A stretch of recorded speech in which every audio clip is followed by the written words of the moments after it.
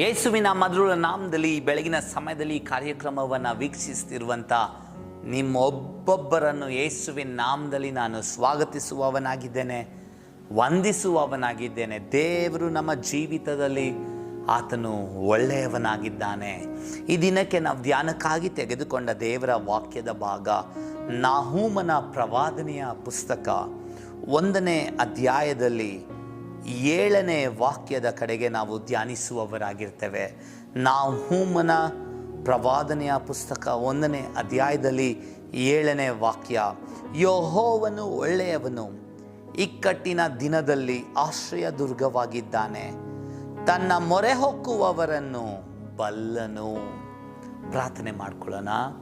ಸರ್ವಶಕ್ತನಾದ ದೇವರೇ, ಈ ಬೆಳಗಿನ ಸಮಯದಲ್ಲಿ ನಿನ್ನ ಸನ್ನಿಧಾನಕ್ಕೆ ನಾವು ಬಂದಿದ್ದೇವಪ್ಪ. ಈ ವಾಕ್ಯದವನ್ನು ನಾವು ಧ್ಯಾನಿಸುವುದಕ್ಕೆ, ಈ ವಾಕ್ಯದ ಮೂಲಕ ಕರ್ತನೆ ಅಪ್ಪ ನೀನು ನಮ್ಮ ಸಂಗಡ ಮಾತನಾಡು. ನಿನ್ನ ವಾಕ್ಯಗಳು ನಮ್ಮ ಜೀವಿತವನ್ನು ಬದಲಾಯಿಸುತ್ತೆ ಎಂಬುದಾಗಿ ನಾವು ನಂಬಿದ್ದೇವೆ. ಈ ಕಾರ್ಯಕ್ರಮವನ್ನು ನೋಡ್ತಿರುವಂಥ ಪ್ರತಿ ಒಬ್ಬೊಬ್ಬರ ಸಂಗಡ ನೀನು ಮಾತನಾಡು. ನಿನ್ನ ಸ್ವರ, ನಿನ್ನ ವಾಕ್ಯ ಇವರ ಜೀವಿತವನ್ನು ಬದಲಾಯಿಸಲಿ. ಯೇಸುವಿನ ನಾಮದಲ್ಲಿ ಪ್ರಾರ್ಥಿಸಿ ಬೇಡಿ ಹೊಂದಿದ್ದೇವೆ ತಂದೆಯೇ, ಆಮೆನ್. ಒಂದು ಸುಂದರವಾದ ವಾಕ್ಯ ಈ ಬೆಳಗಿನ ಸಮಯದಲ್ಲಿ. ಸುಂದರವಾದ ವಾಕ್ಯ ಅಂದರೆ ಸುಂದರವಾದದ್ದೇ ಒಂದು ವಾಗ್ದಾನ. ಏನಂದರೆ ಯೆಹೋವನು ಒಳ್ಳೆಯವನು. ನಮ್ಮ ಸುತ್ತಲೂ ಅನೇಕ ಜನ ಒಳ್ಳೆಯವರು ಇರ್ತಾರೆ, ಆದರೆ ಯಾವುದೋ ಕಾರಣಕ್ಕಾಗಿ ಮಾತ್ರ ಅವರು ಒಳ್ಳೆಯವರಾಗಿರ್ತಾರೆ. ಆ ಕಾರಣಗಳು ನಮ್ಮ ಜೀವಿತದಲ್ಲಿ ಕಾಣದೇ ಹೋದರೆ ಅವರು ತಮ್ಮ ನಿಜವಾದ ಸ್ವರೂಪವನ್ನು ತೋರಿಸುವವರಾಗಿರಬಹುದು. ನಾನು ಎಲ್ಲರೂ ಅಂತ ಹೇಳ್ತಾ ಇಲ್ಲ, ಅನೇಕ ಮಂದಿ ನಮ್ಮ ಸುತ್ತಲಲ್ಲಿರುವವರಿರಬಹುದು, ನಮ್ಮ ಕೆಲಸದ ಸ್ಥಳದಲ್ಲಿರಬಹುದು, ನಮ್ಮ ಕುಟುಂಬದಲ್ಲಿರಬಹುದು, ನಮ್ಮ ಸಭೆಯಲ್ಲಿರಬಹುದು, ನಮ್ಮ ಸೇವೆಗಳಲ್ಲಿರಬಹುದು, ಎಲ್ಲದರಲ್ಲಿಯೂ. ಆದರೆ ನಮ್ಮಿಂದ ಯಾವುದನ್ನು ಎದುರು ನೋಡದೆ, ನಮ್ಮಿಂದ ಯಾವುದನ್ನು ಎದುರು ನೋಡದೆ, ಬಯಸದೆ ನಾನು ಒಳ್ಳೆಯವನಾಗಿರ್ತೇನೆ ಎಂಬುದಾಗಿ ಹೇಳೋದು ದೇವರು ಮಾತ್ರ. ಅನೇಕ ಸಮಯ ನಮ್ಮ ಪರಿಸ್ಥಿತಿಗಳು ಕೆಟ್ಟದಾಗಿರಬಹುದು, ಅನೇಕ ಸಮಯ ನಾವು ಕಠಿಣವಾದ ಪರಿಸ್ಥಿತಿಗಳ ಮಧ್ಯದಲ್ಲಿ ಹಾದು ಹೋಗ್ತಾ ಇರಬಹುದು. ನಾವು ಕೇಳ್ಬೋದು, ದೇವರು ಒಳ್ಳೆಯವನಾಗಿದ್ದರೆ ಯಾಕೆ ಈ ಪರಿಸ್ಥಿತಿಗಳನ್ನ ನಮಗೆ ಬಿಟ್ಟರು? ನಾವು ಇವತ್ತನ್ನು ನೋಡಿ ಮಾತನಾಡ್ತೇವೆ, ಆದರೆ ಯೆಹೋವನಾದ ದೇವರು ಇವತ್ತನ್ನು ನೋಡಿ, ನಾಳೆಯನ್ನು ನೋಡಿ, 10 ವರ್ಷದವನ್ನು ಬಿಟ್ಟು ಸಹ ಆತನು ನೋಡಿನೇ ತನ್ನ ಕಾರ್ಯಗಳನ್ನು ಮಾಡುವ ಆತನಾಗಿದ್ದಾನೆ. ಹಲ್ಲೆಲೂಯಾ. ವಾಕ್ಯ ಹೇಳ್ತದೆ ಆತನು ಒಳ್ಳೆಯವನು. ಎರಡನೇದಾಗಿ ಹೇಳ್ತದೆ ಇಕ್ಕಟ್ಟಿನ ದಿನದಲ್ಲಿ. ಸಂತೋಷದ ದಿನ ಅಂತ ಅಲ್ಲ, ಇಲ್ಲಾಂದ್ರೆ ಒಳ್ಳೆ ಆಹಾರ ತಿನ್ನುವಂಥ ದಿನ ಅಂತ ಬರೆಯಲ್ಪಟ್ಟಿಲ್ಲ. ಇಕ್ಕಟ್ಟಿನ ದಿನ, ಬಾಧೆಗಳ ದಿನ, ವೇದನೆಗಳ ದಿನ, ಕಣ್ಣೀರಿನ ದಿನ, ಅವಮಾನದ ದಿನ, ಯಾರು ನಮ್ಮ ಜೊತೆ ನಿಲ್ಲದೇ ಇರುವಂಥ ದಿನ, ಒಂಟಿಯಾಗಿರುವಂಥ ದಿನ, ಕಷ್ಟದ ದಿನ, ಎಲ್ಲರೂ ಕೈಬಿಟ್ಟಿರುವಂಥ ದಿನ. ಇಕ್ಕಟ್ಟಿನ ದಿನದಲ್ಲಿ ಆತನು ಆಶ್ರಯವಾಗಿದ್ದಾನೆ.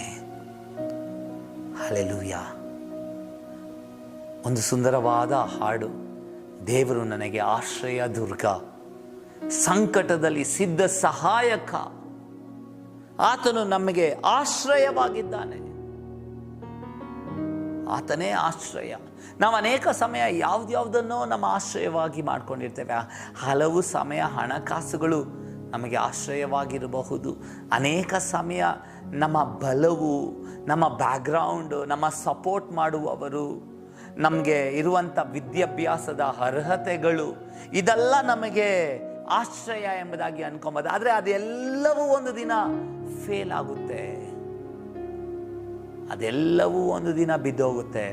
ಆದರೆ ದೇವರು ಮಾತ್ರ ಎಂದೆಂದಿಗೂ ಬಿದ್ದೋಗುವುದಿಲ್ಲ.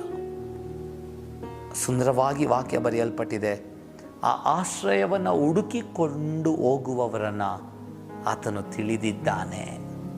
ಹಿ ನೋಸ್, ಆತನಿಗೆ ಗೊತ್ತು ಯಾರ್ಯಾರೆಲ್ಲ ಆತನಲ್ಲಿ ನಂಬಿಕೆ ಇಟ್ಟಿದ್ದಾರೆ ಅಂತ. ಇಂಗ್ಲೀಷಲ್ಲಿ ಹೇಳ್ತದೆ, he knows those who trust in him. ಆತನಲ್ಲಿ ಭರವಸೆ, ಆತನಲ್ಲಿ ನಂಬಿಕೆ ಇಟ್ಟಿರುವವರು ಯಾರ್ಯಾರು ಅಂತ ಆತನಿಗೆ ಗೊತ್ತು. ಇವತ್ತು ನಮ್ಮ ನಂಬಿಕೆ ಯಾವುದ್ರಲ್ಲಿದೆ, ಯಾರಲ್ಲಿದೆ? ಸ್ವಲ್ಪ ಇಕ್ಕಟ್ಟು ಬರಬೇಕಾದ್ರೆ ಮಾತ್ರ ದೇವ್ರೇ ಅಂತ ಕರೀತಾ ಇದ್ದೀವಾ? ನಮ್ಮನ್ನು ನಾವು ಪರೀಕ್ಷೆ ಮಾಡೋರನ್ವಾ ಈ ಬೆಳಗಿನ ಸಮಯದಲ್ಲಿ? ನಾವೆಂಥ ಪರಿಸ್ಥಿತಿಗಳ ಮಧ್ಯದಲ್ಲಿ ಹಾದು ಹೋಗ್ತಾ ಇದ್ರು ಆತನು ಒಳ್ಳೆಯವನೇ, ಆತನು ಒಳ್ಳೆಯದನ್ನೇ ಮಾಡೋದು. ನಮ್ಮ ಈ ದಿನ ಕಣ್ಣುಗಳಲ್ಲಿ ಕಾಣ್ಬೋದು, ಅಯ್ಯೋ ಇದು ಯಾಕಪ್ಪ ಅಂತ. ಆದರೆ ಒಂದು ದಿನ ಅದು ಒಳ್ಳೆಯದಾಗಿಯೇ ನಮ್ಮ ಕಣ್ಣಿಗೆ ಕಾಣುವುದು. ಆತನು ಒಳ್ಳೆಯವನೇ, ಆತನು ಒಳ್ಳೆಯದನ್ನೇ ಮಾಡೋದು, ಒಳ್ಳೆಯದನ್ನೇ ಮಾಡೋದು. He does good always. ಆತನು ಒಳ್ಳೆಯದನ್ನೇ ಮಾಡೋದು. ಇಕ್ಕಟ್ಟಿನ ದಿನದಲ್ಲಿ ಆತನೇ ಆಶ್ರಯ ದುರ್ಗವಾಗಿರ್ತಾನೆ. ಆತನಲ್ಲಿ ನಾವು ಹೋಗಿ ಆಶ್ರಯ ತೆಗೆದುಕೊಬೋದು. ನೋವಿನ ದಿನದಲ್ಲಿ, ದುಃಖದ ದಿನದಲ್ಲಿ, ಕಷ್ಟದ ದಿನದಲ್ಲಿ, ಸಂಕಟದ ದಿನದಲ್ಲಿ, ಅವಮಾನದ ದಿನದಲ್ಲಿ, ಎಲ್ಲರೂ ಕೈಬಿಟ್ಟಿರುವಂಥ ಸಮಯದಲ್ಲಿ ಆತನ ಬಳಿಗೆ ಹೋಗಿ ನೀನೇ ನನ್ನ ಆಶ್ರಯ ಎಂಬುದಾಗಿ ಹೇಳುವಾಗ ಆತನಿಗೆ ಗೊತ್ತು ಆತನಲ್ಲಿ ಭರವಸೆ ಇಟ್ಟಿರುವವರು ಯಾರು, ಆತನಲ್ಲಿ ನಂಬಿಕೆ ಇಟ್ಟಿರುವವರು ಯಾರು ಅಂತ ಆತನಿಗೆ ಗೊತ್ತು. ಇವತ್ತು ಆತನಿಗೆ ನಮ್ಮ ಬಗ್ಗೆ ಗೊತ್ತಾ? ಇವತ್ತು ನಮ್ಮನ್ನು ನಾವು ಪ್ರಶ್ನಿಸೋಣ, ನಮ್ಮನ್ನು ದೇವರ ಮುಂದೆ ಒಪ್ಪಿಸ್ಕೊಡೋಣ. ನನ್ನ ಆಶ್ರಯ ನೀನೇ ಆಗಿರಬೇಕಪ್ಪ, ನನ್ನ ಆಶ್ರಯ ನೀನೇ ಆಗಿರಬೇಕು. ಪ್ರಾರ್ಥನೆ ಮಾಡೋಣ. ಸರ್ವಶಕ್ತನಾದ ದೇವರೇ, ನಾಹೂಮನ ಮೂಲಕ ನೀನು ಹೇಳಿದೆ ಅಲ್ವಾ, ಒಂದು ವಾಕ್ಯದ ವಾಗ್ದಾನ. ಈ ವಾಗ್ದಾನವು ನಮ್ಮ ಜೀವಿತದಲ್ಲಿ ನೆರವೇರಲಿ. ನೀನು ಒಳ್ಳೆಯವನು, ನಿನ್ನ ಕಾರ್ಯಗಳೆಲ್ಲ ಒಳ್ಳೆಯದೇ, ನಮ್ಮ ಜೀವಿತದಲ್ಲಿ ನೆರವೇರಲಿ. ಇಕ್ಕಟ್ಟಿನ ದಿನ, ಕಷ್ಟದ ವೇಳೆ, ಕಣ್ಣೀರಿನ ಸಮಯ ನಿನ್ನನ್ನು ಆಶ್ರಯಿಸಿಕೊಳ್ಳುವುದಕ್ಕೆ ಸಹಾಯ ಮಾಡು. ನಿನ್ನನ್ನು ನಾವು ತಿಳಿದುಕೊಳ್ಳುವುದಕ್ಕೆ ಸಹಾಯ ಮಾಡಪ್ಪ. ನಿಮ್ಮನ್ನು ನಾವು ತಿಳಿದುಕೊಳ್ಳುವುದಕ್ಕೆ ಸಹಾಯ ಮಾಡು. ಅನೇಕ ಸಮಯ ನಿಮ್ಮನ್ನು ತಿಳಿಯದೆ ನೋಡ್ತಿರುವವರು ಯಾರಾದರೂ ನಿನ್ನಿಂದ ದೂರ ಹೋಗಿರ್ಬೋದು, ಅವನ್ನ ಕ್ಷಮಿಸು. ಅವರನ್ನು ಮತ್ತೆ ನಿನ್ನ ಸ್ಥಳಕ್ಕೆ ಬರಮಾಡಿಕೋ. ಅವರನ್ನು ಬಿಡುಗಡೆ ಮಾಡು. ಅವರಿರುವಂಥ ಪರಿಸ್ಥಿತಿಗಳಿಂದ ಅವ್ರನ್ನ ಬದಲಾಯಿಸು, ಬಿಡುಗಡೆ ಮಾಡು. ಅನೇಕ ಆಶೀರ್ವಾದಗಳು, ಅನೇಕ ಅದ್ಭುತಗಳನ್ನು ನಿನ್ನ ಜನರ ಜೀವಿತದಲ್ಲಿ ನೀನು ಮಾಡಪ್ಪ. ಅದನ್ನು ನಾವು ಕಾಣುವುದಕ್ಕೆ ನಮಗೆ ಸಹಾಯ ಮಾಡು. ನಿನ್ನನ್ನೇ ಎದುರು ನೋಡ್ತಾ ಇದ್ದೀವಿ, ನಿನ್ನನ್ನೇ ಎದುರು ನೋಡ್ತಾ ಇದ್ದೇವೆ. ಯೇಸುವಿನ ನಾಮದಲ್ಲಿ ಪ್ರಾರ್ಥಿಸಿ ಬೇಡಿ ಹೊಂದಿದ್ದೇವೆ ಜೀವುಳ್ಳ ತಂದೆಯೇ, ಆಮೇನ್, ಆಮೇನ್. ದೇವ್ರು ನಿಮ್ಮನ್ನ ಆಶೀರ್ವದಿಸಲಿ. ಒಂದು ಒಳ್ಳೆ ದಿನವನ್ನು ದೇವರು ನಿಮಗೆ ಕೊಟ್ಟಿದ್ದಾರೆ. ಆತನಲ್ಲಿ ಆಶ್ರಯವಾಗಿ ಆತನನ್ನು ಇಟ್ಕೊಳ್ಳಿ, ಆತನ ಬಳಿಯಲ್ಲಿರ್ರಿ, ಆತನ ಪ್ರಸನ್ನತೆಯಲ್ಲಿ ಜೀವಿಸ್ರಿ. ಆತನು ಎಲ್ಲ ಕಾರ್ಯಗಳನ್ನು ನಿಮಗೆ ಒಳ್ಳೆಯದಾಗೇ ಮಾಡುವ ಆತನಾಗಿದ್ದಾನೆ.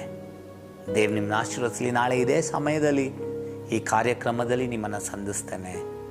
ದೇವರು ನಿಮ್ಮ ಜೊತೆಗಾರನಾಗಿ ಬರಲಿ. ಆಮೇನ್.